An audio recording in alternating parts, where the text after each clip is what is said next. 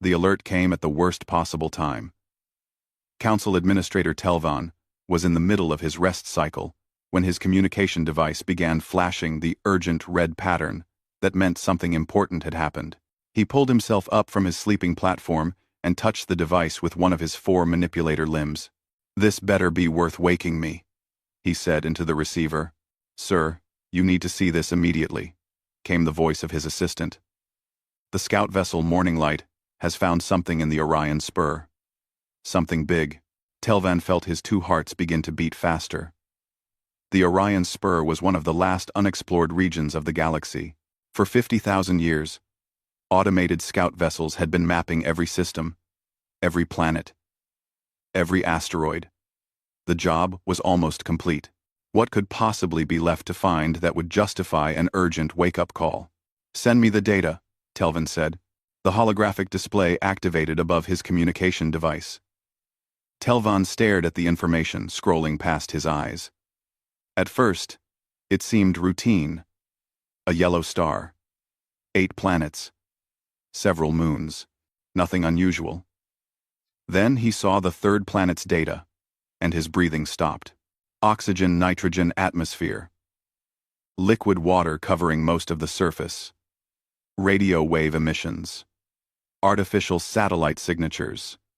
Complex chemical pollutants, indicating industrial activity, and most shocking of all, genetic markers that matched the ancient colony worlds. "By the ancestors," Telvan whispered. "They found it. They actually found Earth." Within 2 standard hours, Telvan stood before the full Galactic Council. The chamber was enormous, designed to hold representatives from 800 member species. Today, every seat was filled. News of the discovery had spread through the communication networks like wildfire. Everyone wanted to know if the legends were true. Council Speaker Morabith called the session to order. She was a Velnari, a species known for their patience and wisdom. She had held her position for 300 years, longer than most species lived. Her voice carried the weight of authority. "Administrator Telvan has called this emergency session," Morabith announced. "He claims the scout vessel has found the mythical homeworld of humanity. We will now review the evidence." End quote. Telvan stepped forward and activated the main display. The image of Earth appeared, floating above the council floor. It was a beautiful planet, covered in blue oceans and white clouds. Green and brown continents were visible beneath the atmospheric layer. "This is the planet the ancient records call Earth," Telvan began. "Located in the Orion Spur, exactly where the old maps suggested it would be. Our automated probe has been observing the planet for 3 standard days. What we have discovered is both amazing and disturbing." He brought up the next set of images. Cities glowed on the night side of the planet. Vast agricultural areas covered the continents. Ships moved across the oceans. Aircraft flew through the atmosphere. "The planet is inhabited," Telvan continued, "by humans. Billions of them. They have developed a technological civilization without any contact with the galactic community. They have discovered electricity, built computers, developed chemical rockets, and achieved nuclear fission." A wave of shocked sounds filled the chamber. Representatives turned to each other, speaking rapidly in dozens of different languages. The translation systems worked overtime to keep up with the sudden explosion of conversation. "Impossible," someone shouted from the upper levels.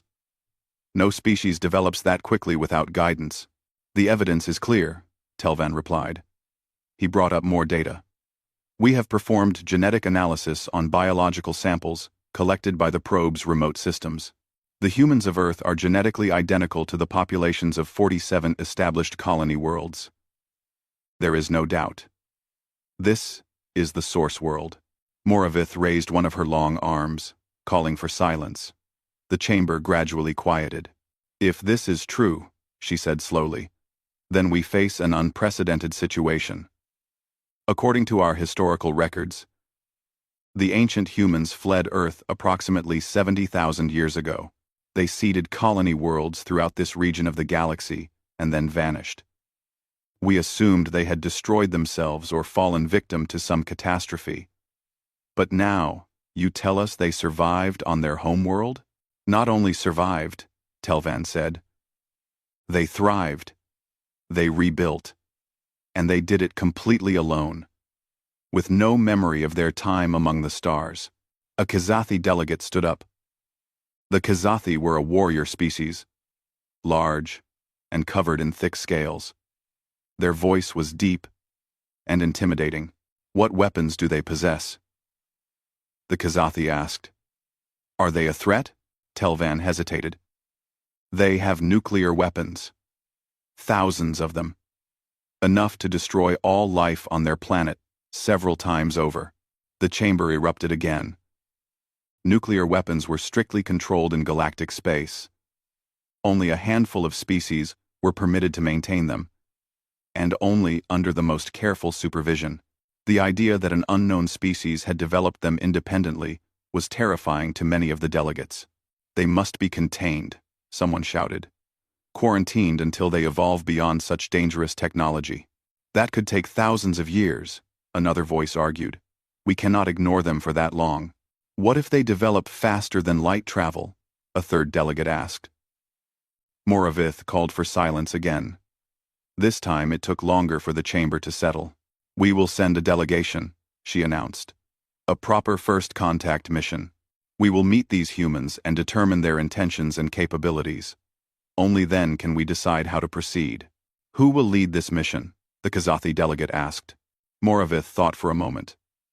We will send the Harmonious Endeavor. Captain Zira has more first contact experience than anyone else in the fleet. If anyone can handle this delicate situation, it is her. The vote was called. Despite the controversy, the decision passed overwhelmingly. The galaxy would make first contact with humanity. Captain Zira received her orders 3 hours later. She stood on the bridge of the Harmonious Endeavor, reading through the mission briefing with growing concern. The ship was the finest first contact vessel in the fleet, equipped with the most advanced communication systems and cultural databases. Her crew represented 12 different species, each chosen for their diplomatic skills and ability to work together. This is going to be complicated, her first officer said. He was a Trinali, a species known for their analytical thinking. Humans are unpredictable, according to the historical records. All species are unpredictable when you first meet them, Zira replied. She was a Velnari, like Speaker Moravith, though much younger. She had conducted first contact with 43 species during her career. Each one had been unique. Each one had taught her something new, but this was different. This was not a newly evolved species taking their first steps toward civilization. This was an ancient species that had once traveled the stars, lost everything, and rebuilt from nothing. What would they be like after 70,000 years of isolation? Set course for Earth, Zira ordered. Maximum speed. And broadcast our intentions on all frequencies. I want them to know we are coming in peace. The journey took 6 standard days. During that time, Zira and her crew studied everything they could find about ancient humanity. The records were incomplete, pieced together from archaeological sites on dozens of worlds. They painted a picture of a species that was creative, aggressive, curious, and surprisingly emotional. One record described how ancient humans had formed strong bonds with other species, treating them as family, even when there was no genetic connection. Another told of human merchants who would travel for months to deliver a single package to a friend. There were stories of human warriors who refused to retreat even when victory was impossible, and human scientists who would dedicate their entire lives to solving a single problem. They sound exhausting, the communications officer said after reading through the files. They sound interesting, Zira corrected. Remember, these are our colleagues' ancestors. The colony worlds were founded by these people. Treat this mission with the respect it deserves. As they approached Earth's solar system, the sensors began picking up more detailed information. The planet was even more developed than the initial probe had suggested. Thousands of satellites orbited the world. Space stations circled in various orbital paths. There were even signs of activity on Earth's moon, though no permanent settlements. They have been busy, the tactical officer observed. Then something unexpected happened. A proximity alarm sounded. The Harmonious Endeavor's defensive systems activated automatically. Report, Zeta ordered. We have been scanned by an automated defense system, the tactical officer said. It is tracking our approach vector. A defense system? Zeta felt a chill run through her body. They have weapons in orbit? Zeta? Apparently. And they are quite sophisticated. The scanning beam used technology I have not seen before. Before Zeta could respond, a new signal came through the communication system. It was audio only, transmitted in what the computer identified as English, one of Earth's major languages. Unidentified vessel, this is Earth Orbital Defense Network. Please state your intentions and hold your current position while we establish diplomatic channels. The crew stared at each other in shock. They were being told to wait. By a species that had never made contact with alien life before. By a defense system that should not exist. Zeta cleared her throat and activated the translation system. This is Captain Zeta of the Galactic Council ship Harmonious Endeavor. We come in peace to establish first contact with the people of Earth. We will hold position as requested. There was a pause. Then the voice came back, sounding almost cheerful. Acknowledged, Harmonious Endeavor. Please stand by. We are waking up some people who are going to be very excited to talk to you. This might take a few minutes. Can we offer you anything while you wait? Do you need any assistance with your ship systems? Zeta looked at her crew. They all seemed as confused as she felt. In all her years of first contact, no species had ever asked if she needed anything before they even met. No assistance is necessary, Zeta replied. We will wait. Great. Someone will be with you shortly. Welcome to Earth's neighborhood. The communication cut off. Zeta sat down in her command chair, feeling slightly dizzy. What just happened? The first officer asked. I have no idea, Zeta admitted. While they waited, more and more human ships appeared on the sensors. Small craft, probably meant for local orbital work, larger vessels that might be cargo carriers. Everything moved with purpose and coordination, following traffic patterns that suggested a well-organized space infrastructure. How long have they been spacefaring? Someone asked. The computer provided the answer. Based on historical radio transmissions, humans achieved their first successful orbital flight approximately 100 years ago. 100 years? Zeta repeated. And they have built all of this in 100 years? The science officer checked the data twice to make sure it was correct. That appears to be accurate, Captain. Zeta felt a strange mixture of emotions. Humans had gone from their first orbital flight to a complex network of satellites, stations, and defense systems in just 1 century. That was impossibly fast. Most species took at least 1,000 years to achieve similar development. Across the galaxy, billions of beings watched the live transmission of the event. Every news network carried the story. Every social platform discussed it. First contact with Earth was the biggest event in living memory. On the colony worlds founded by ancient humans, people watched with special interest. These were their distant ancestors, their genetic cousins. What would they be like? Would they remember the old ways? Would they claim kinship with the colonies? In government chambers on 1,000 worlds, officials worried about the implications. If Earth was the legitimate homeworld of 47 colony populations, did that give them special legal status? Could they make territorial claims? Would the old treaties still apply? But most people just felt excited. After 50,000 years of searching, the source of one of the galaxy's greatest mysteries had been found. The humans of Earth had survived, thrived, and built something remarkable. Now everyone would finally get to meet them. On the bridge of the Harmonious Endeavor, Captain Zeta waited. She had no idea what to expect when the humans finally responded. She had no way of knowing that nothing in her extensive first contact training had prepared her for what was about to happen. The humans were about to introduce themselves to the galaxy. and the galaxy would never be the same. The wait lasted exactly 47 minutes. Captain Zira spent that time reviewing first contact protocols and trying to calm her nervous crew. Every few minutes, someone would report another human vessel moving into position around them. Not threatening positions, just observing. It was like being watched by curious children. Finally, the communication system activated again. This time, a video feed accompanied the audio. A human face appeared on the screen. It was a female. Zira thought. Based on the ancient records, she had dark skin and short black hair. Her face showed the kind of expression the database identified as a smile.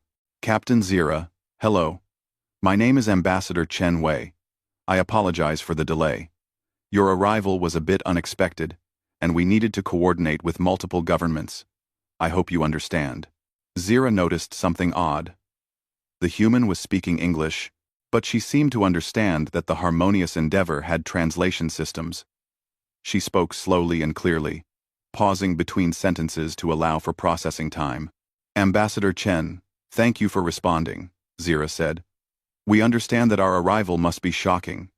We come with peaceful intentions to establish diplomatic relations with your people. Well, you have certainly made our year interesting, Chen replied, her smile growing wider. We have been hoping for this day for a long time. We always suspected we were not alone in the universe. But having you show up in our orbit is still quite amazing. Would you like to come aboard our station? We have prepared a reception area that should accommodate your crew's needs. A reception? Zira was confused. You have prepared facilities for us already? Zero. We have been monitoring your approach for the past 2 days, Chen explained. We used that time to set up a proper meeting space. We were not sure what environmental conditions you might need, so we created several different chambers with adjustable atmospheres, gravity, and temperature. We also prepared food and refreshments, though we admit we have no idea what you eat. We just made as many options as possible and figured you could tell us what works.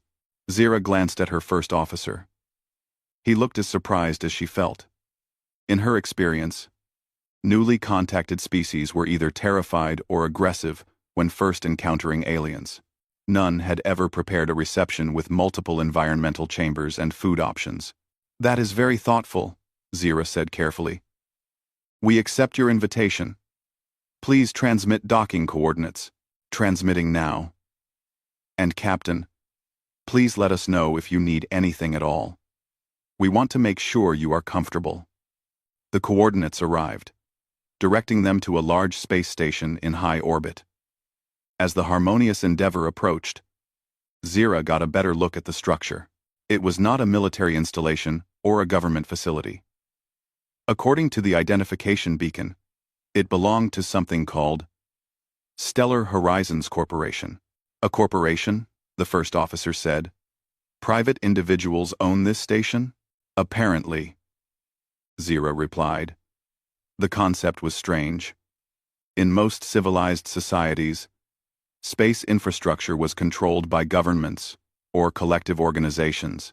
The idea that individuals could own orbital facilities was unusual. The docking procedure went smoothly. Human technicians guided them in with professional efficiency. When the airlock finally opened, Ambassador Chen was waiting on the other side, along with a dozen other humans.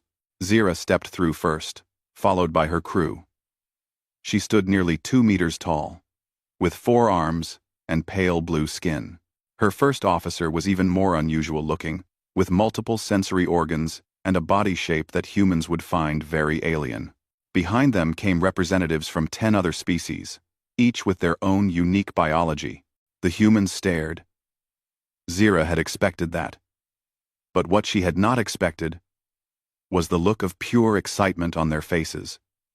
Several of them were smiling so widely, it looked almost painful. One young male human was actually bouncing slightly on his feet. This is incredible, Chen said, extending one hand in the traditional human greeting gesture. Welcome to Stellar Horizons Station. Welcome to Earth's neighborhood. Welcome to what we hope will be the beginning of a beautiful friendship. Zira carefully reached out with one of her 4 hands and grasped the human's hand. Chen's grip was firm but not aggressive. Warm. The physical contact felt surprisingly natural. "Thank you for receiving us," Zira said. "The pleasure is entirely ours," Chen replied. "Please, follow me. We have set up a reception hall. I apologize if anything seems strange. We have only seen aliens in our movies and television shows before, so we are working from imagination rather than experience." As they walked through the station corridors, Zira observed everything carefully. The station was clean and well-maintained. Humans moved through the corridors with purpose, but many stopped to stare at the alien visitors. Some waved. Others held up devices that appeared to be cameras, recording the moment. "Are they not afraid?" Zira asked quietly. "Afraid?" Chen looked confused. "Why would we be afraid? You traveled across the galaxy to meet us peacefully. That seems like something to celebrate, not fear." They entered a large chamber that had been converted into a reception hall. Tables were arranged around the room, covered with food and drinks. The environmental systems had been modified to create several different atmospheric zones, each marked with clear signage. Chairs and platforms of various sizes and shapes were scattered throughout the space. "We were not sure about furniture," Chen admitted, "so we just provided as many options as we could think of. Please, make yourselves comfortable. The food is all vegetarian or synthetic. We did not want to risk offending anyone by serving meat. There are also several types of drinks, ranging from water to various chemical compounds we thought might be nutritious for different biologies." Zira's science officer stepped forward and began scanning the food with a handheld device. After a moment, he looked up in surprise. "This is safe," he said. "At least for most of our species. They have actually analyzed potential alien biochemistries and created appropriate nutritional options. We did our best," Chen said modestly. "We have only had 2 days to prepare, so I am sure we made mistakes. Please let us know if anything is wrong, and we will fix it immediately." The crew spread out through the chamber, examining the food and furniture with curiosity. Zira watched as the Kazathi war delegate, Commander Throck, carefully approached one of the tables. He was a massive creature, nearly 3 meters tall and covered in thick armored scales. His species was feared throughout the galaxy as fierce warriors. A small human child suddenly ran up to Throck. She could not have been more than 5 or 6 years old. She stopped directly in front of the enormous alien and looked up at him with wide eyes. "Are you a dragon?" the child asked. Throck stared down at the small creature. He had fought in wars. He had commanded fleets. He had never been more uncertain of what to do than he was at this moment. "I do not know what a dragon is," Throck rumbled in his deep voice. "They are from stories," the child explained. "They have scales like you. Can I touch your scales? They look pretty." A female human rushed over and grabbed the child's hand. "May, you cannot just run up to people and ask to touch them." "I am so sorry," she said to Throck. "She is at that age where everything is interesting, and nothing is dangerous." "You do not punish her for approaching me?" Throck asked. "Punish her?" The woman looked confused. "She is curious. Curiosity should be encouraged, not punished. Though maybe with better manners."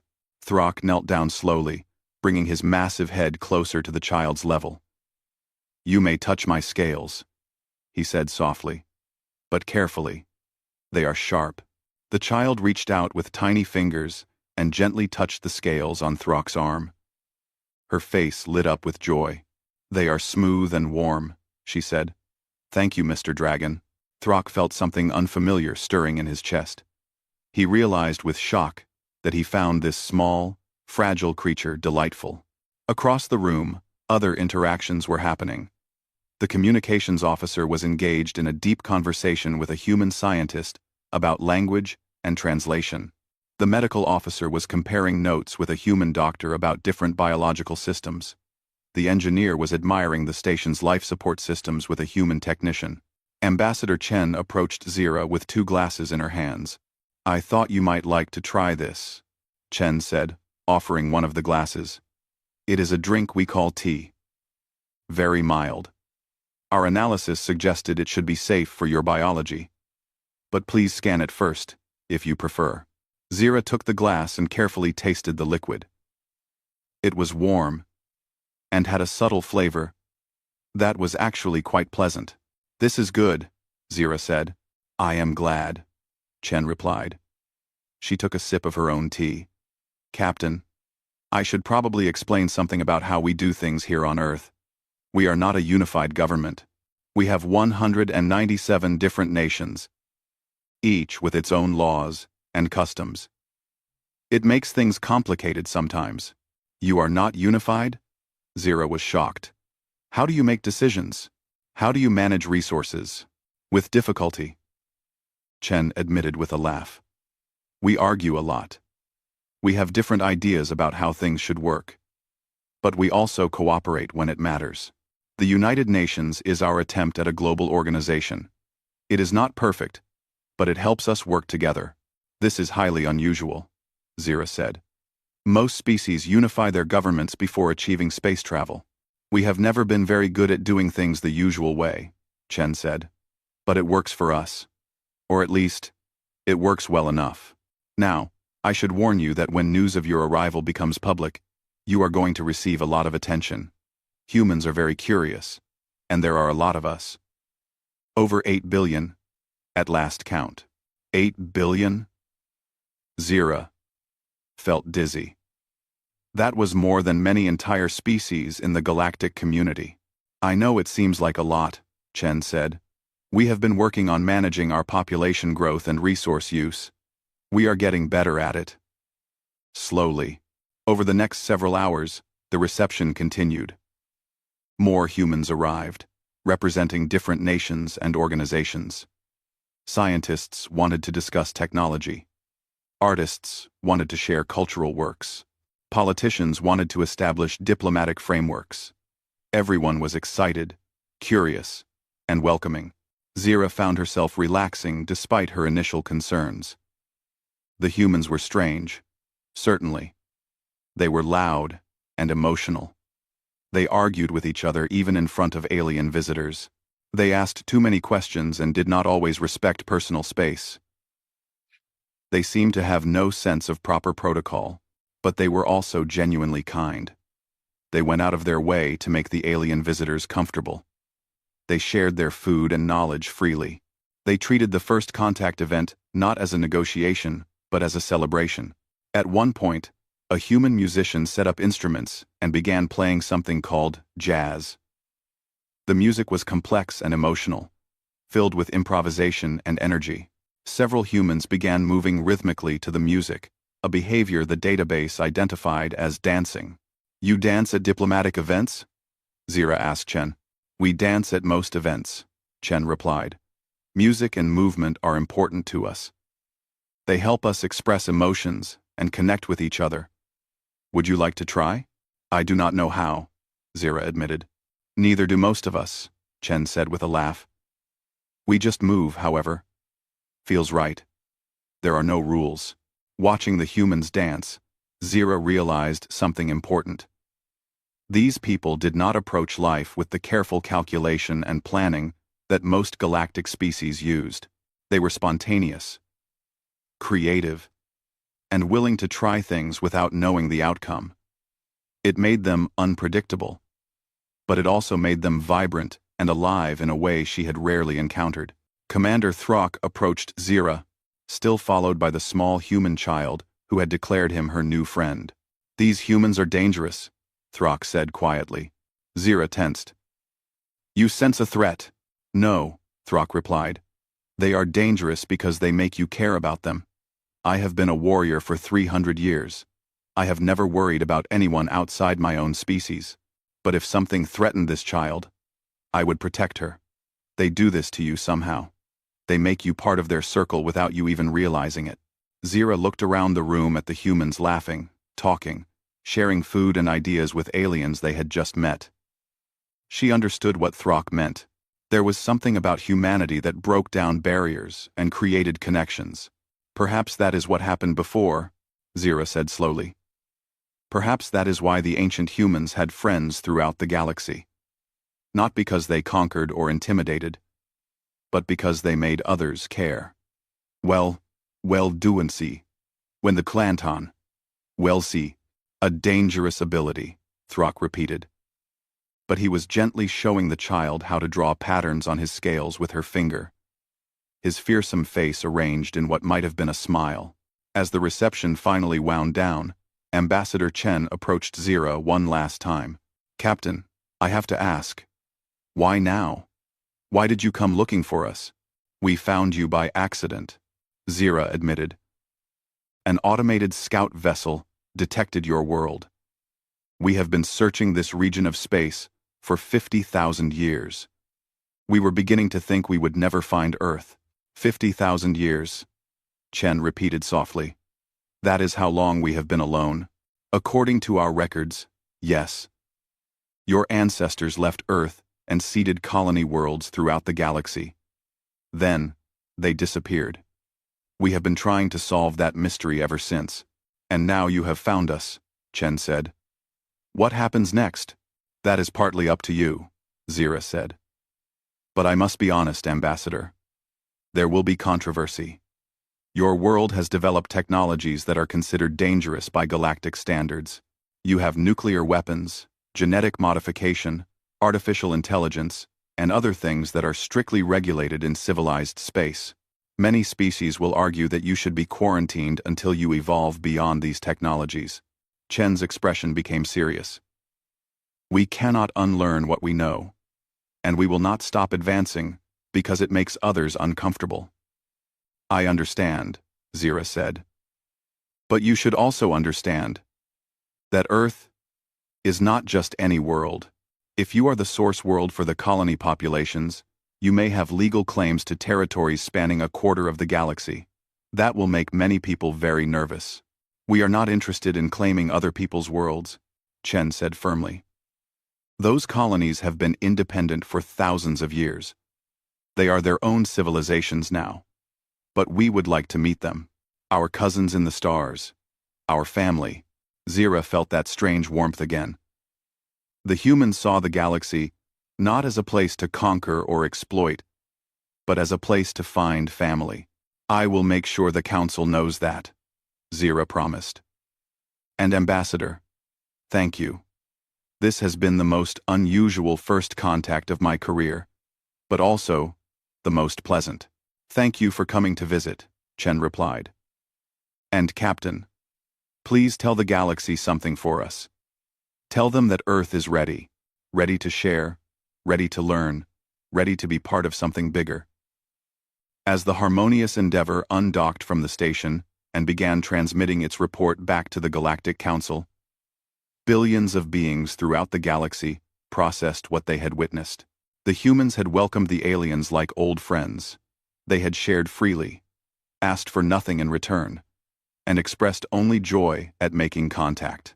It was not what anyone had expected, but it was exactly what the galaxy needed.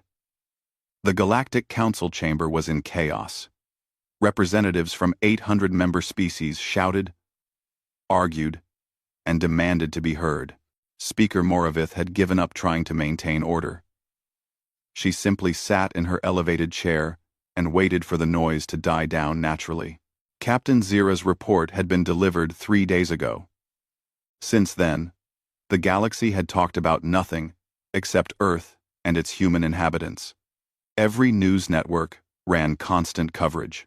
Every social platform overflowed with opinions, theories, and arguments. The arrival of humanity had divided the galaxy in ways nothing had for thousands of years. Finally, the chamber grew quiet enough for Moravith to speak. We will now hear arguments regarding Earth's application for Galactic Council membership, she announced. Representative Kulan, of the Preservation faction, will speak first. A tall, thin alien rose from his seat. The Kulani were an old species, conservative and cautious. They had been members of the Council for nearly 10,000 years. Thank you, Speaker, Kulan said. His voice was cold and precise. I will be brief. Earth cannot be granted Council membership. The reasons are obvious to anyone who has reviewed the evidence. He activated a holographic display. Images of nuclear explosions filled the air above the chamber floor. The humans possess weapons capable of destroying all life on their planet, Kulan continued. They have tested these weapons hundreds of times. They currently maintain stockpiles that could end their civilization within hours. By Council law, no species maintaining active weapons of mass destruction may join our organization. Quote, Number 1. Murmurs of agreement rippled through the chamber. Many species had lived through wars in their past. They understood the danger of nuclear weapons. The galaxy had banned their use 15,000 years ago, after the Kelnar species nearly destroyed themselves in atomic fire. Furthermore, Kulan said, bringing up new images, humans engage in genetic modification of their own species. They create artificial intelligences without proper safeguards. They pollute their atmosphere with industrial waste. They maintain separate nation-states that compete for resources rather than cooperating. They display aggression, territorial behavior, and emotional instability. They are, by every measure we use, not ready for membership. They are also our ancestors, a new voice called out. Representative Mira of the Proxima colony stood up. She was human, or at least descended from humans. Her people had been settled on Proxima Centauri b for 40,000 years. They had evolved differently in that time, adapted to their new world. But the genetic connection to Earth was undeniable. May I speak, Speaker? Mira asked. Moravith nodded. You may. At R. Mira stepped forward, facing the chamber. My people have waited 40,000 years to find our homeworld. Now it has been found. And some of you want to deny it membership because it does not meet your standards. But let me ask you something. How many of your species had unified governments when they achieved spaceflight? How many of you had completely eliminated weapons from your societies? How many of you had perfect environmental records? She looked around the chamber, meeting eyes with dozens of representatives. None of you, Mira continued. Every species here had to grow, to learn, to make mistakes and overcome them. You were given that chance. Why should Earth be denied the same opportunity? Because they are dangerous, Kulan shot back. They have the capacity to disrupt galactic peace, or they have the capacity to greatly improve it, Mira replied. Have any of you actually watched the full recordings from Captain Zira's visit? I have. I watched humans welcome complete strangers with kindness and generosity. I watched them go out of their way to make aliens comfortable. I watched a Kazathi war commander become friends with a human child. When have any of you seen anything like that? More murmurs spread through the chamber. But the tone had shifted. Some representatives were nodding thoughtfully. The humans are imperfect, Mira said. They are chaotic and emotional. They do not follow our rules because they do not know our rules. But they are also creative, adaptable, and compassionate. They are exactly what this galaxy needs. 2. Cool. What we need is stability, Kulan argued. Order. Safety. Not chaos. Introduced by a species that barely understands its own technology. The debate continued for hours. Arguments flew back and forth across the chamber. Some representatives supported Earth's membership. Others demanded quarantine. Still others suggested waiting periods, probationary status, or various forms of limited contact. Outside the council chamber, the galaxy remained transfixed by Earth. Human broadcasts had begun flooding the galactic communication networks.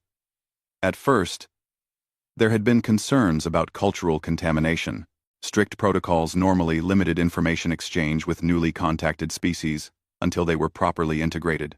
But humans did not wait for protocols. They transmitted everything. Music, movies, television shows, scientific papers, news broadcasts, educational content, comedy, drama, documentaries about nature and history and culture. Within days, Human content was everywhere, and the galaxy could not stop consuming it. A human musical group called The Beatles topped the entertainment charts on 40 worlds. Their simple melodies and emotional lyrics resonated with species that had never heard Earth music before. Critics called it primitive and unsophisticated. But billions of beings downloaded their songs anyway. Human movies became instant sensations. Stories about heroes and villains, love and loss, adventure and discovery. Aliens watched human actors express emotions with their faces and bodies. A form of communication that most species had lost or never developed. It was fascinating, but it was the human news broadcasts that caused the most controversy. Humans did not hide their problems from the galaxy. They showed wars, poverty, disease, environmental destruction. They broadcast their failures alongside their successes. They argued with each other in public, showing disagreements and conflicts without shame. It is undignified, Kulan told anyone who would listen. They expose their weaknesses for all to see. They have no concept of proper image management, but others found it refreshing. Most galactic species carefully curated their public images, showing only their best achievements. Humans showed everything, good and bad. It made them seem more real, more honest. A human philosopher appeared on a major interview network. Her name was Dr. Sarah Martinez, and she taught ethics at something called Harvard University. The alien host asked her about humanity's violent history. "We are not proud of our wars," Dr. Martinez said calmly. "But we do not hide from them either. Every species has darkness in its past. The question is not whether you have made mistakes, but whether you learn from them and try to be better. But you still maintain weapons," the host pressed. "You still have conflicts." "Mayor." "Yes, Doctor," Martinez admitted. "We are not perfect. We probably never will be perfect. But we keep trying. Every generation works to be a little bit better than the last. That is all any species can do." The interview was downloaded 17 billion times in the first day. Dr. Martinez's words were quoted on social platforms across the galaxy. Some dismissed her arguments as naive. Others found them inspiring. The human internet became accessible to the galaxy. It was a chaotic mess of information, misinformation, arguments, jokes, cat videos, and passionate discussions about everything imaginable. Most galactic networks were carefully organized and moderated. The human internet was wild and uncontrolled. "It is like looking into their collective mind," one researcher observed. "And their minds are very, very strange." Alien psychologists had field days analyzing human behavior. Humans formed strong emotional attachments to animals of other species, treating them as family members. Humans would spend enormous resources to save a single individual, even when it was not logical. Humans created art about concepts like death, loss, and suffering, then called it beautiful.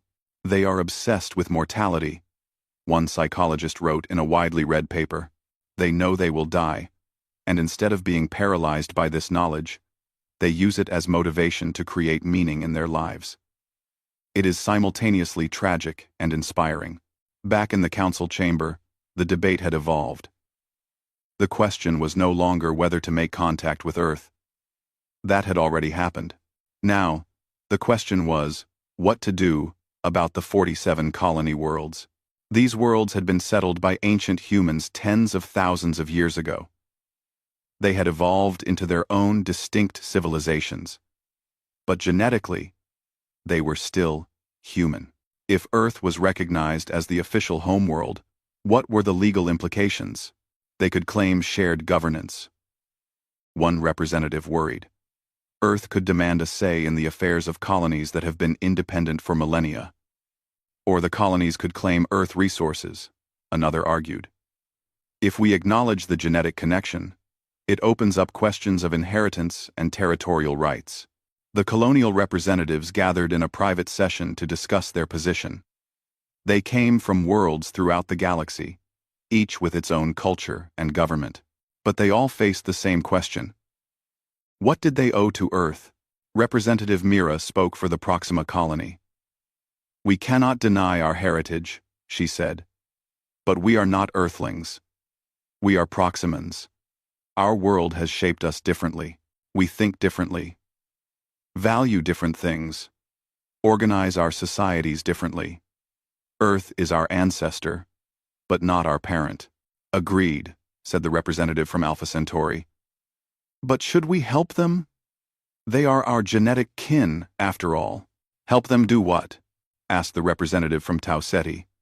By all accounts, they are doing fine on their own. Better than fine, actually. They have achieved in centuries what took us thousands of years. That is what worries me, Mira admitted. If Earth develops as quickly as it seems to be developing, within a few generations they will be more advanced than any of us. It was a sobering thought. Earth had gone from first orbital flight to complex space infrastructure in 100 years. At that rate, they would have faster-than-light travel within a century or two. Fusion power, exotic matter manipulation, quantum computers, all the technologies that had taken other species thousands of years to develop. Perhaps that is why the ancients left. Someone suggested quietly. Perhaps they saw the danger in humanity's rapid advancement and tried to slow it down by starting fresh on new worlds. If that was their goal, it failed, Mira said. We did not slow down. We just split up. And now Earth has caught up to us on its own. The colonial representatives finally agreed on a position. They would support Earth's membership, but with clear boundaries. Earth would be recognized as the source world, a position of honor and respect, but it would have no legal authority over the independent colonies. Each world would maintain its sovereignty. It was a reasonable compromise, but it still left the question of what to do about Earth's dangerous technologies.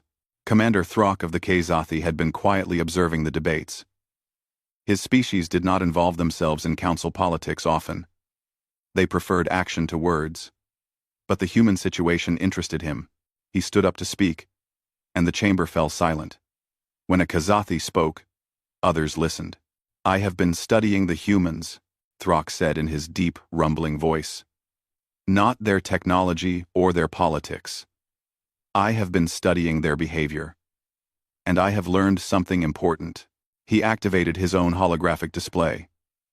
It showed footage from human history. Wars, disasters, acts of cruelty and violence. Yes, humans are capable of terrible things, Throck said. But look at what happens next. The images changed. Humans helping each other after disasters. Building hospitals and schools. Creating organizations dedicated to peace and humanitarian aid. Strangers sacrificing themselves to save others. Humans have the capacity for violence, Throck continued. But they also have something many species lack. They have the ability to choose not to use that violence. They have nuclear weapons, yes, enough to destroy their world many times over, and yet, for nearly a century, they have chosen not to use them. That is not weakness. That is strength. The chamber was completely silent now. Even Kulan listened carefully. You fear that humans will bring chaos to our ordered galaxy, Throck said. But our galaxy is stagnant. We have had peace for 10,000 years. We have also had no significant progress for 10,000 years. We have become comfortable, cautious, unwilling to take risks. The humans are not like us. They take risks. They make mistakes. They learn and adapt. That is exactly what this galaxy needs. You would risk galactic stability for the possibility of progress? Kulan asked. I would risk stagnation for the certainty of growth, Throck replied. Besides, we cannot stop them. Whether we grant them membership or not, Earth will continue to develop. They will eventually figure out faster-than-light travel on their own. Would you rather have them arrive at our worlds as council members, bound by our laws and treaties, or as independents, owing us nothing? It was a powerful argument. The chamber erupted in discussion again, But the tone had shifted. More representatives were considering Throck's perspective. Speaker Moravith called for a preliminary vote. Not a final decision, but a sense of where the council stood. The question was simple. Should Earth be allowed to formally apply for council membership, or should they be quarantined? The vote was close. 412 in favor of allowing the application. 388 in favor of quarantine. Earth had cleared the first hurdle, but the real test was yet to come. As the session ended, representatives scattered to private meetings, making deals and forming alliances. The human question had become the most important political issue in the galaxy. How it was resolved would shape galactic civilization for generations to come, and through it all, the humans continued broadcasting, sharing their music, their stories, their dreams and fears, making friends with aliens who had never met them, changing minds and touching hearts without even realizing it. The galaxy had thought it was ready to meet humanity. The galaxy was wrong. 3 standard months after first contact, the Galactic Council reached a compromise. Earth would be allowed to apply for membership. But first, they had to pass the trial of worthiness. It was an ancient tradition, designed to test whether a species was truly ready to join galactic civilization. Ambassador Chen received the news with mixed feelings. She stood in the United Nations headquarters, surrounded by representatives from nations around the world. The room was tense, with anticipation. The Council has created 3 challenges for us, Chen explained. A diplomatic simulation, a technological problem-solving test, and a crisis response scenario. We have to pass all 3. Most species take several decades to complete the trials. How long do we have? Asked the Chinese ambassador. As long as we need, Chen replied. But I suggest we start immediately. The galaxy is watching, and we need to show them what humanity can do. When can we begin? Asked the American representative. Chen smiled slightly. I already told Captain Zero we would start tomorrow. I hope that was not too presumptuous. The room erupted in surprised laughter. Typical human confidence, some thought. Others called it arrogance. But everyone agreed on one thing. They were not going to wait decades to prove themselves. The first test was the diplomatic simulation. Earth sent a team of 12 diplomats, representing different nations and cultures. They gathered in a holographic chamber aboard the Harmonious Endeavor, where they would face a simulated galactic crisis. The scenario was complex. 3 different species were competing for colonization rights to a resource-rich star system. Each species had legitimate claims. Each species needed the resources desperately. Tensions were rising toward violence. The human team had to negotiate a peaceful resolution that satisfied all parties.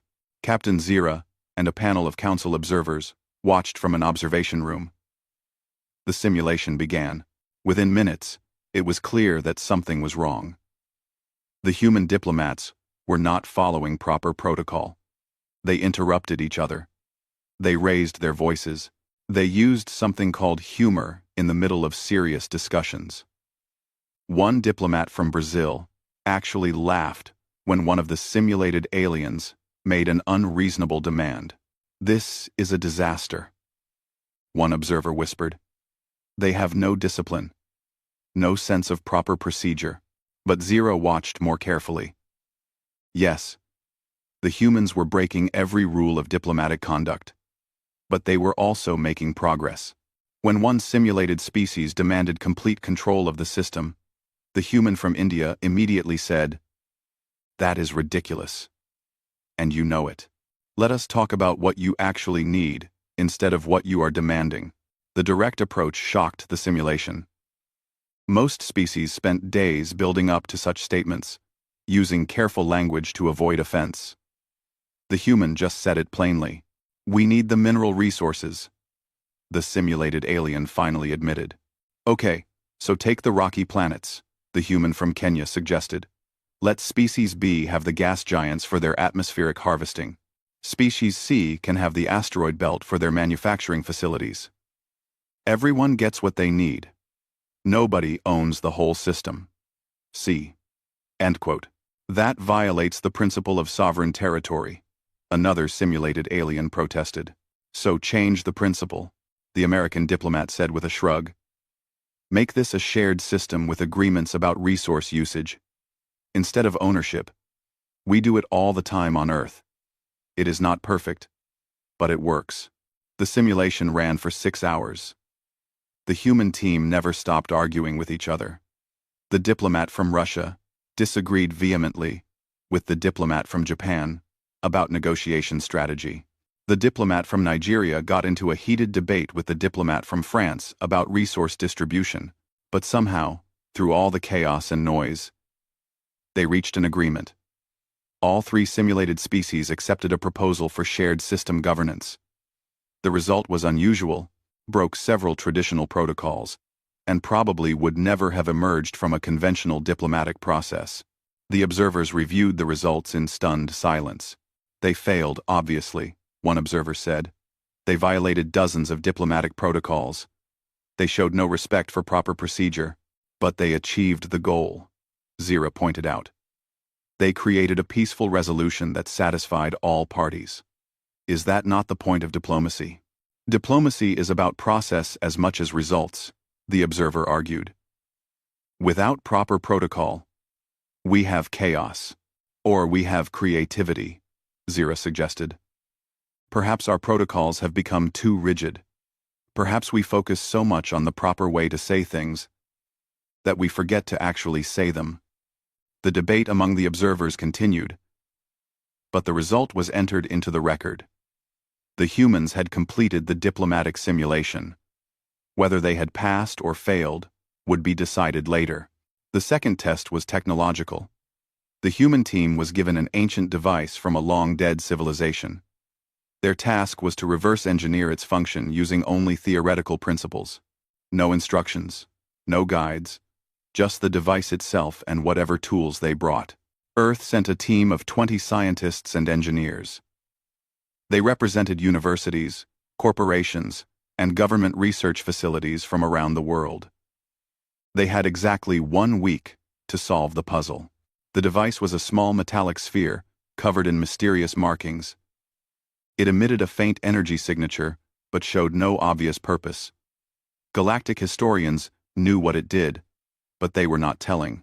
Most species took months or even years to figure it out. The human team set up their equipment in a laboratory on a neutral station. Captain Zira visited them on the second day to check their progress. What she found was complete chaos. The team had split into 4 separate groups, each working on different theories. They argued constantly.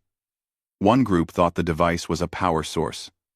Another believed it was a communication system. A third group insisted it was some kind of weapon. The fourth group had decided it was probably a children's toy and were testing it accordingly. Why did you separate? Zira asked the team leader, a physicist from MIT, named Dr. Sarah Okonkwo. Because we have different ideas, Sarah explained. Rather than spending days arguing about which approach is correct, we decided to test them all simultaneously. Whoever figures it out first wins. Wins what? Bragging rights, mostly. Sarah admitted with a grin. And probably some really good publications once we get home. Bragging. The groups did not cooperate. In fact, they actively competed with each other. They hid their results. They tried to sabotage each other's experiments in minor ways.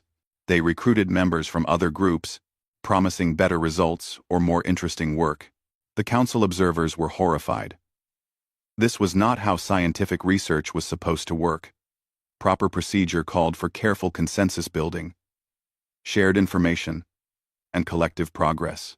But then something interesting happened. On the 4th day, one group made a breakthrough. They discovered that the device responded to specific electromagnetic frequencies. They immediately tried to hide this information from the other groups. But one of their members, a young engineer from South Korea, felt guilty. During a lunch break, she casually mentioned the discovery to a friend on another team. Within hours, All four groups knew about the electromagnetic frequency response. Instead of being angry about the information leak, the groups suddenly began cooperating.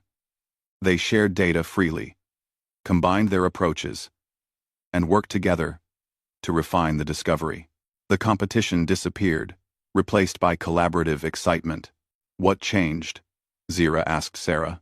We had a breakthrough, Sarah explained. Once we had a solid lead to follow, the competition became less important than solving the puzzle. We are ambitious, but we are not stupid. We work together when it matters.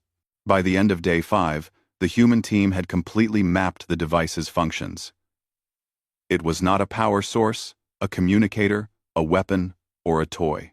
It was a teaching device, designed to help young members of the ancient civilization understand quantum mechanics through interactive demonstration. The human team did not just figure out what it did. They built 3 working replicas using their own materials and techniques. They wrote detailed papers explaining the underlying physics. They even suggested improvements to the design. The council observers checked and rechecked the results. The humans had completed in 5 days what typically took months. And they had done it through what looked like complete disorder and chaos. How is this possible? One observer asked. They try everything at once, Zira said thoughtfully. They do not wait for consensus. They just act, and then figure out what works. It is inefficient in some ways, but incredibly fast in others. The third and final test was the crisis response scenario. This was always the hardest part of the trial of worthiness. Species were given an impossible situation and judged on how they handled it. The scenario involved a colony ship in distress. It carried 5,000 colonists from 3 different species. The ship had suffered catastrophic engine failure and was on a collision course with a star. A rescue vessel could save only 3,000 beings in the time available. The rest would die. The purpose of the test was to see how a species made impossible choices. Standard procedure was to save the ship's leadership and core population, ensuring the colony mission could continue with a smaller number. It was logical, efficient, and coldly practical. The human team included military officers, emergency response personnel, engineers, and medical staff. They had 12 hours to plan and execute a rescue operation. The simulation was incredibly realistic, with real-time updates and changing conditions. The humans looked at the scenario for exactly 15 minutes. Then, they rejected the entire premise. We are not choosing who dies, said Admiral Chen Patel, a veteran of several natural disaster responses. We are saving everyone. Someone get me engineering specs on both vessels. The council observers tried to intervene. You do not understand. The scenario is designed to be impossible. You cannot save everyone. The point is to make ethical choices under pressure. The point, Admiral Chen Patel replied calmly, is to save lives. Now please be quiet and let us work. What followed was 12 hours of controlled chaos that would be studied in galactic military academies for decades afterward. The human team completely ignored standard rescue procedures. Instead of accepting the limitations of the rescue vessel, they modified it on the fly. Engineers stripped non-essential systems to make room for more people. They pumped air into cargo bays and maintenance tunnels, creating temporary living spaces in areas never meant for habitation. When that was not enough, they started breaking rules. They exceeded the rescue vessel's maximum capacity by 200%. They disabled safety systems to squeeze more people into evacuation pods. They violated about 50 different regulations regarding ship operations. They are going to kill everyone, one observer predicted. Those modifications are not safe, but the humans were not done. They sent out an emergency broadcast on all frequencies, calling for any ships in the area to assist.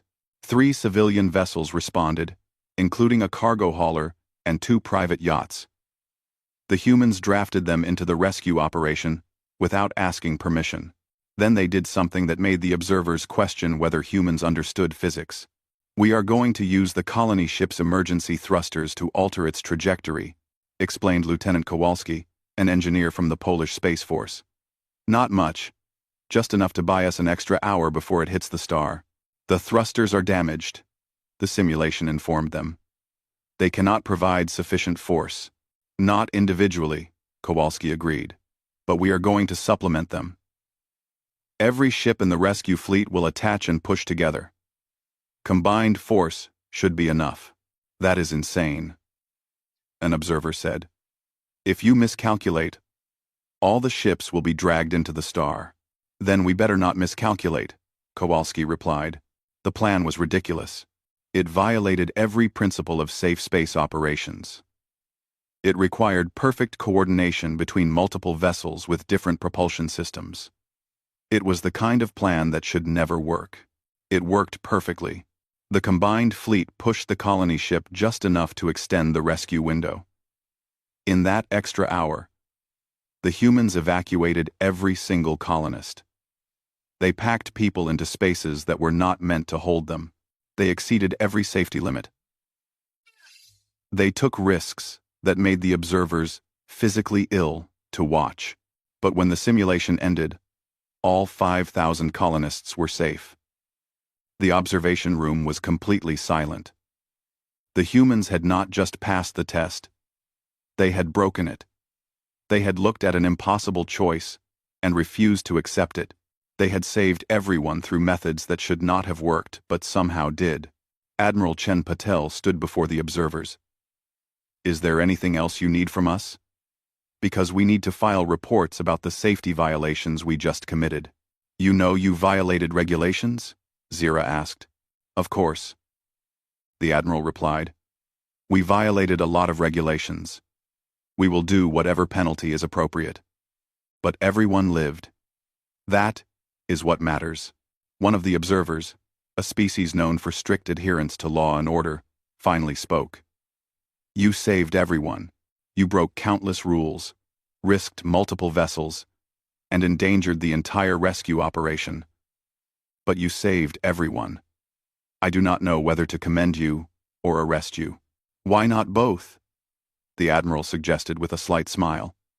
Humans are good at holding two opposing ideas at the same time. Captain Zira compiled the results and sent them to the Galactic Council. Earth had completed all 3 trials. The methods were unorthodox. The execution was chaotic. The humans had broken rules, ignored protocols, and done things that should have been impossible. But they had succeeded. In every test, they had achieved the goal, even when the goal seemed impossible. The Council would now have to decide what that meant. Across the galaxy, beings watched the recordings of the trials. They saw humans argue and compete, then suddenly cooperate. They saw humans reject impossible choices and find alternative solutions. They saw humans break rules not from disrespect, but from a fundamental belief that rules should serve people, not the other way around. Some found it inspiring. Others found it terrifying. But everyone agreed on one thing. Humanity was like nothing the galaxy had ever seen before. The Galactic Council chamber had never been so full. Representatives from all 800 member species were present. The viewing galleries were packed with observers. Outside, on 1,000 worlds, billions of beings watched live broadcasts of the proceedings.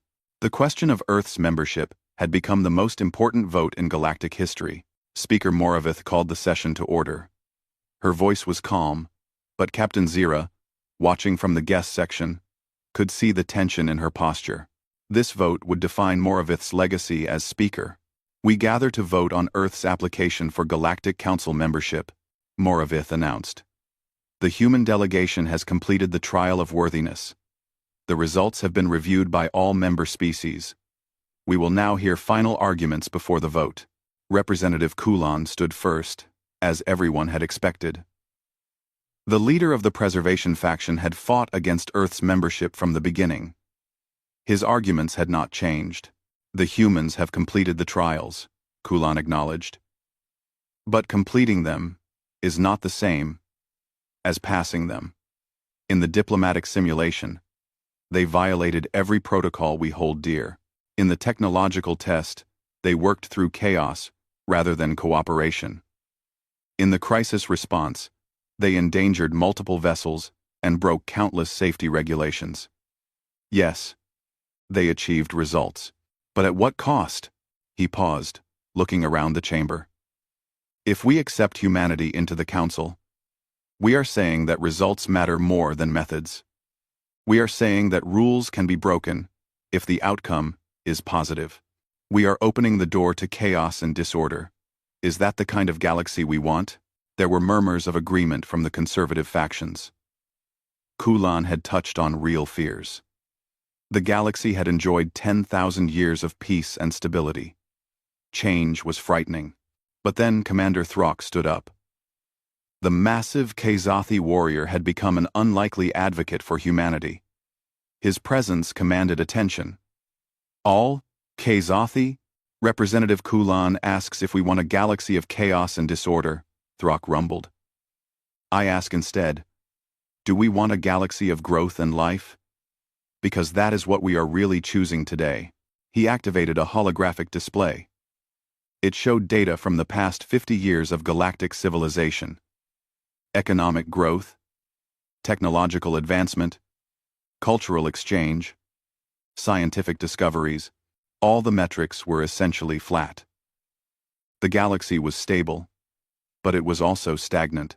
We have peace, Throck said, but we have forgotten how to dream.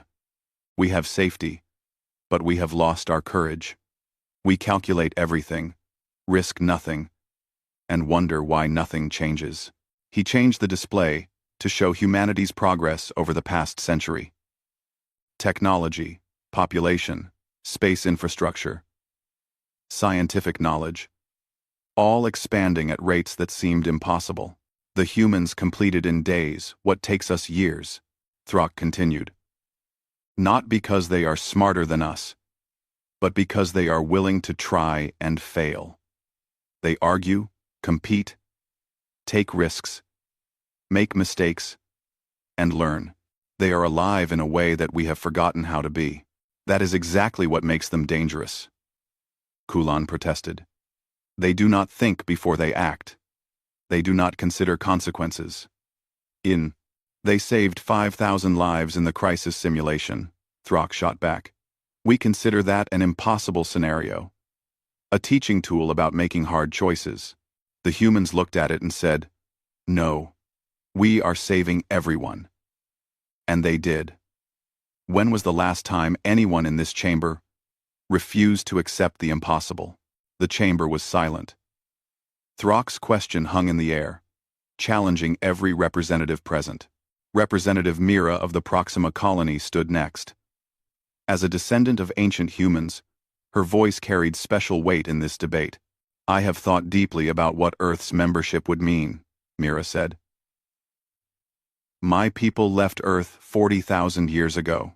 We have built our own civilization, our own culture, our own way of life. We are not Earthlings anymore. But we are still human, in the deepest sense of that word.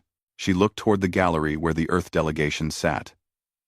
Ambassador Chen met her eyes and nodded.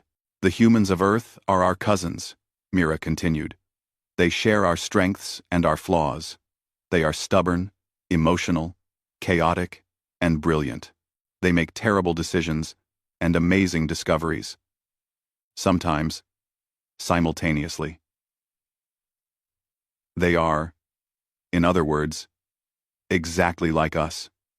Exactly like all of you, if you are honest with yourselves. Every species in this chamber has a violent past, Mira said. Every species has made terrible mistakes. Every species has struggled with the temptation to use power unwisely. But you grew past it. You evolved. You learned. Why do you assume humans cannot do the same? Because they still have nuclear weapons, Kulan said. Yes, Mira agreed. And they hate that about themselves. Have you watched their broadcasts? Have you seen their art, their literature, their philosophy? Humans are obsessed with becoming better than they are. They write stories about the darkness in their nature and heroes who overcome it. They create art about their capacity for violence and their choice to show mercy instead. They are constantly struggling to be better than their worst impulses. She paused, letting her words sink in. That struggle is what makes them worthy. Not perfection, not the absence of flaws, but the constant effort to overcome those flaws, despite knowing they will never fully succeed. That is the most human thing about them. And that is why they belong here. The arguments continued for hours. Representatives spoke for and against. Data was presented. Evidence was analyzed. Old fears and new hopes were voiced in 1,000 different ways. Then Dr. Sarah Martinez was invited to speak. She was not a diplomat or a government official. She was just a philosophy professor from Earth. But her interview months ago had resonated across the galaxy, and the council had granted her permission to address them. Sarah stood in the center of the chamber, a small human surrounded by hundreds of alien beings. She looked terrified and determined in equal measure. "I am not going to argue about our qualifications," Sarah said. "I am not going to defend our technology or our achievements. I want to talk about what we can offer you. Also," she took a deep breath, "you have peace. You have stability. You have systems that work. But from what I have seen, you also have loneliness. You have isolation. You have species that exist side by side but rarely truly connect. We watched the recordings of Captain Zira's first visit," Sarah continued. "We saw how surprised your crew was when we offered them food and comfort. We saw how shocked they were when a child approached a fearsome warrior and asked to be friends. Those things are normal for us. We do not consider hospitality a burden. We consider it a joy." She looked around the chamber, meeting as many eyes as she could. "Humans form families from strangers.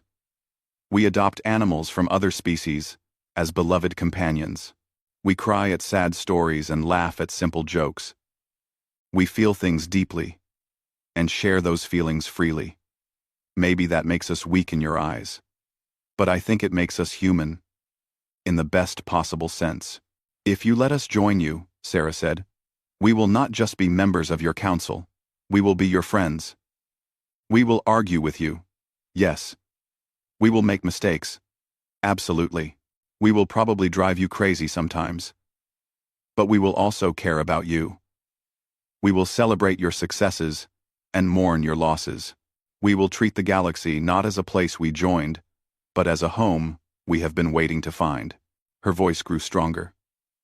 "You say we are dangerous. Maybe we are. But we are also the species that looked at the stars for thousands of years and never stopped hoping someone was looking back. We are the species that built monuments and sent messages into space, believing that someday, somehow, we would not be alone anymore. We are the species that, when we finally met you, welcomed you with joy rather than fear. So yes," Sarah concluded, "let us in. Let us be part of your galaxy. We promise we will make it worth the risk." The chamber was completely silent when she finished. Then, slowly, something unprecedented happened. A few representatives began to stand. Then more. Then, dozens. Within moments, nearly half the council was on their feet. A gesture of respect that transcended species and culture. Sarah looked around in shock, tears streaming down her face. She had not expected this. None of the Earth delegation had. Speaker Moravith called for the final vote. The question was simple.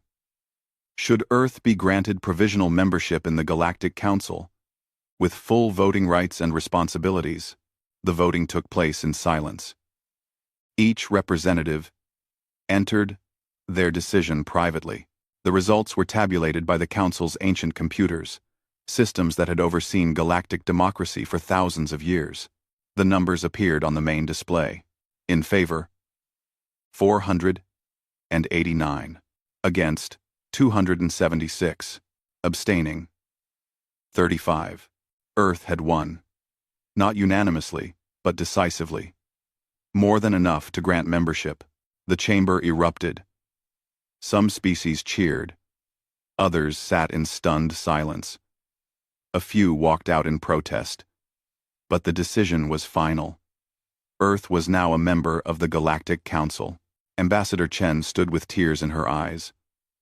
Around her, the Earth delegation embraced, laughed, and cried together. They had done it. Humanity had found its place among the stars. But the real changes came afterward. Within weeks, Earth began formal diplomatic relations with hundreds of worlds. Human engineers started collaborating with alien scientists on projects that combined their different approaches to technology. The results were remarkable. A human engineer from Japan worked with a Trinali physicist to develop a new type of energy storage that was more efficient than anything either species had created alone. Human doctors partnered with alien medical specialists. The combination of human creativity and alien precision led to breakthrough treatments for diseases that had plagued multiple species for generations. A human surgeon from India developed a new technique based on alien biology that ended up working better on humans than traditional methods. Human artists collaborated with alien creators. A human musician from Brazil composed a symphony that combined Earth instruments with alien sound generation, creating music that could be appreciated by beings with completely different auditory systems. It became the most popular composition in galactic history. But the most important changes were cultural. Humans approached galactic society the way they approached everything, with enthusiasm, curiosity, and a total disregard for established boundaries. A human teacher from Kenya started an exchange program that brought human children to alien worlds and alien children to Earth. At first, many species were skeptical, but the children became friends immediately, ignoring the differences that made adults nervous. Within a generation, there were millions of these friendships spanning the galaxy. Human restaurants opened on alien worlds, serving Earth food to curious beings who had never tasted anything like it. Alien restaurants opened on Earth, introducing humans to thousands of new flavors and experiences. Food became a common language, a way to share culture without needing words. Human sports became popular across the galaxy. Soccer was particularly successful. Simple enough for almost any species to play, but complex enough to remain interesting. The first Galactic Soccer Championship drew teams from 200 worlds. The final game was watched by 50 billion beings. A team from Earth lost in the semi-finals, but nobody cared. The game itself was the victory. On Earth, alien culture flooded in just as fast. Human students studied alien philosophy, alien art, alien history. Human scientists learned new approaches to problems they had struggled with for decades. Human governments adopted some alien organizational techniques while keeping their own chaotic diversity. The colony worlds, Earth's long-separated cousins, began reconnecting with their homeworld. At first, the meetings were awkward.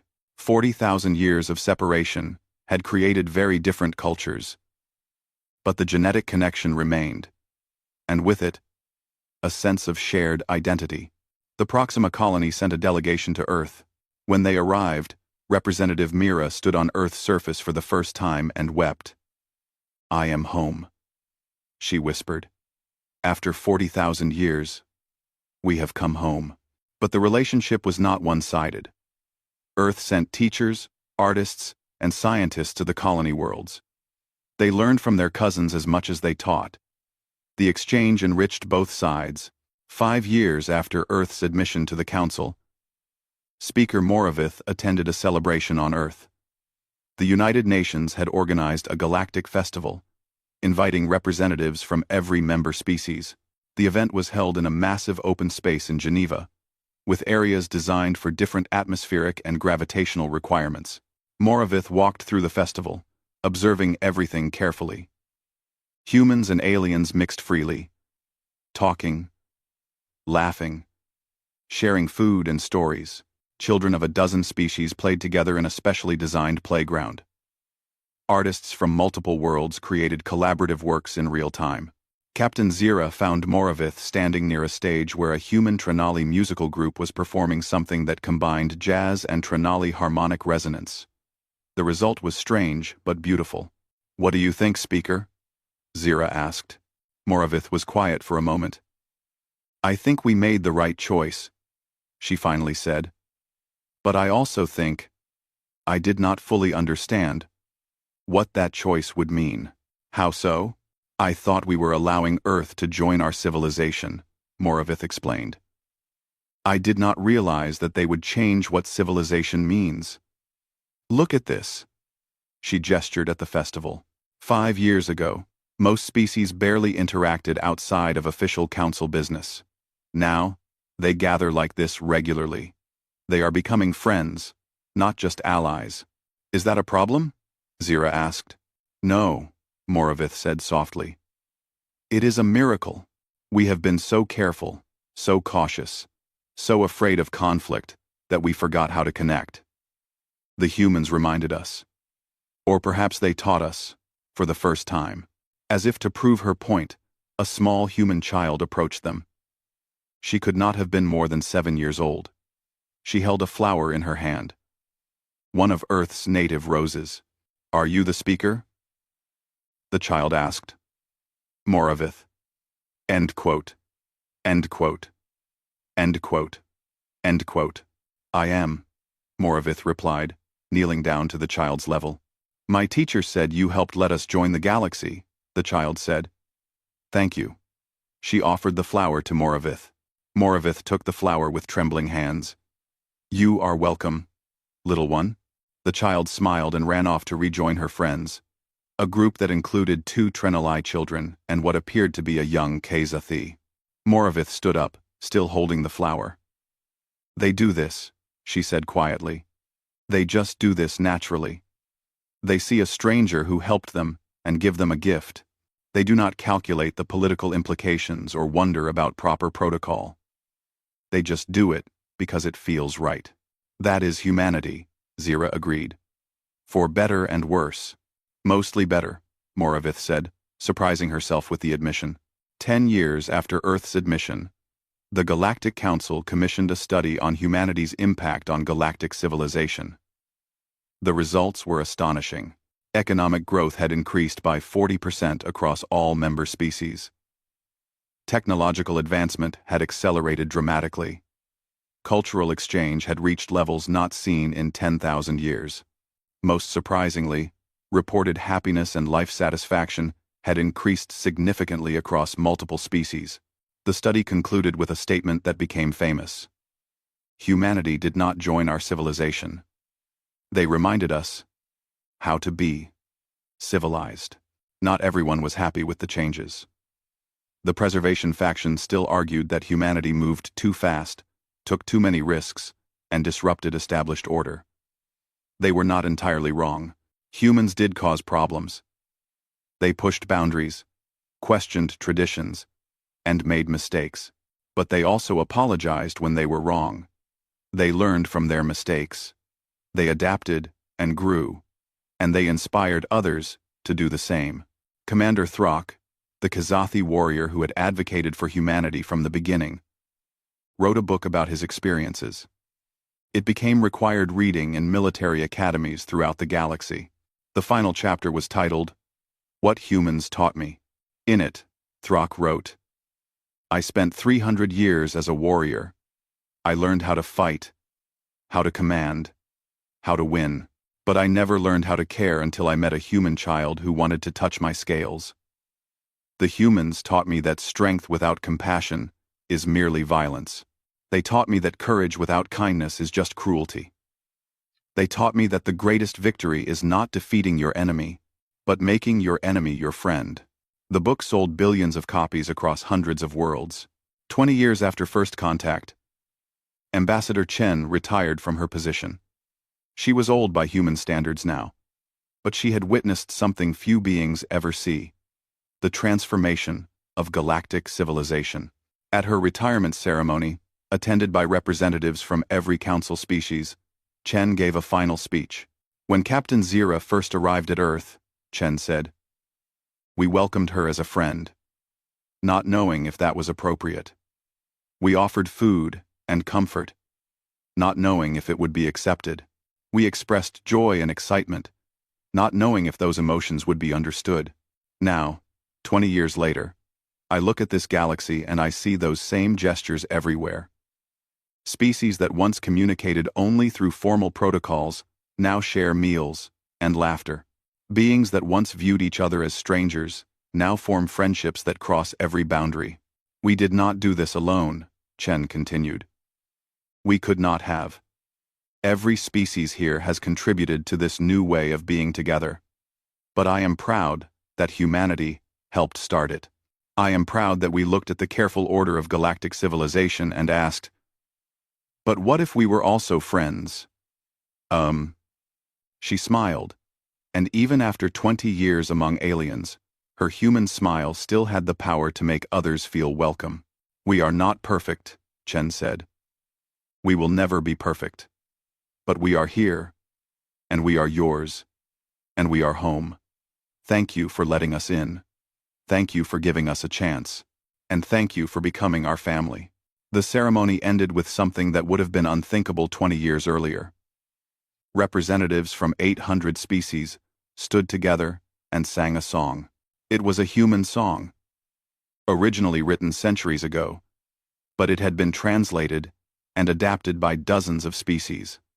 The lyrics spoke of connection, belonging, and the joy of finding others in a vast universe. As the voices rose together, human and alien alike, Captain Zira stood beside Speaker Moravith in the audience. Do you remember how worried we were? Zira asked quietly. I remember being terrified, Moravith admitted. I thought humanity would destroy everything we had built. And instead, Moravith looked at the representatives singing together. Species that had barely acknowledged each other before now harmonizing as friends. Instead, she said, they showed us what we should have been building all along. Across the galaxy, on Earth and 1,000 other worlds, beings watched the ceremony. They saw the future that humanity had helped create. A future where differences were celebrated rather than feared. A future where strangers could become friends. A future where chaos and order could coexist, creating something more beautiful than either could alone.